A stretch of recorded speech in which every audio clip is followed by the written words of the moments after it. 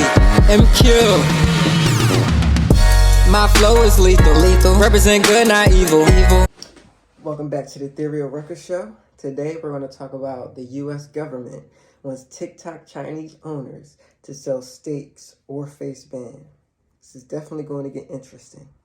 The U.S. government has reportedly told ByteDance, owned TikTok, that it faces a potential ban in the U.S.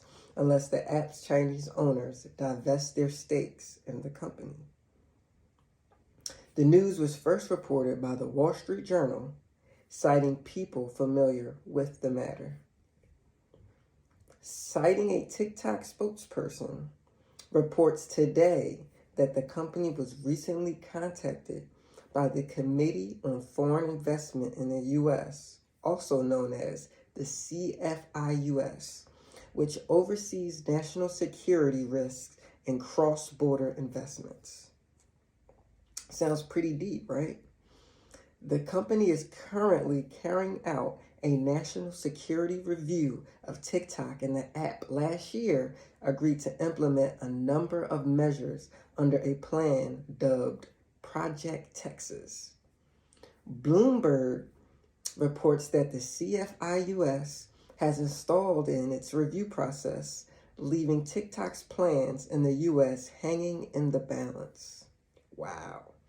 TikTok executives have exclaimed that 60% of its parent company, ByteDance, is owned by global investors, while 20% are owned by employees and 20% by its founders, which is what the WSJ said. However, the founders' shares carry outsized voting rights, says the report. The reported demand and potential ban of TikTok is the latest hurdle for the Chinese company after the U.S. House Foreign Affairs Committee on March 1st voted to advance a bill that would give President Joe Biden powers to ban TikTok in the U.S.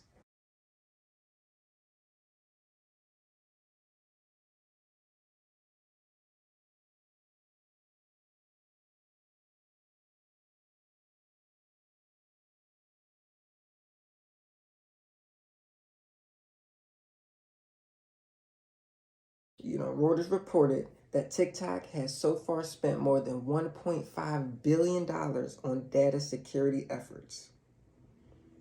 On Wednesday, TikTok said a forced sale of Chinese owners' stake in the company would not address the perceived security risks, the WSJ reported. If protecting national security is the objective, divestment doesn't solve the problem. A change in ownership would not impose any new restrictions on data flows or access.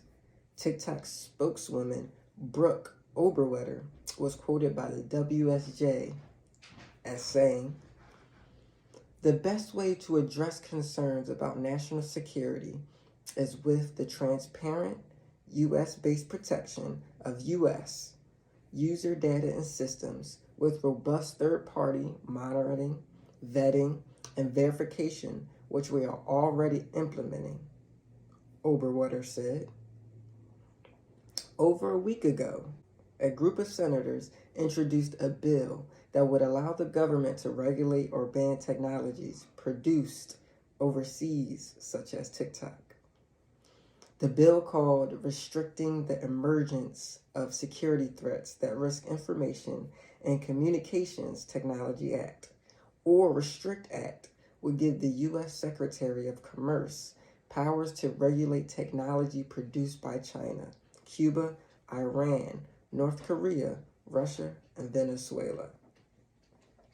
The White House endorsed the bill, saying it would empower the U.S. government to prevent certain foreign governments from exploiting technology services operating in the U.S.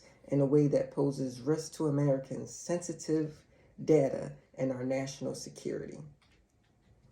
Critically, it would strengthen our ability to address discrete risks posed by individual transactions and systematic risks posed by certain classes of transactions involving countries of concern and sensitive technology sectors, the White House's National Security Advisor, Jake Sullivan, said.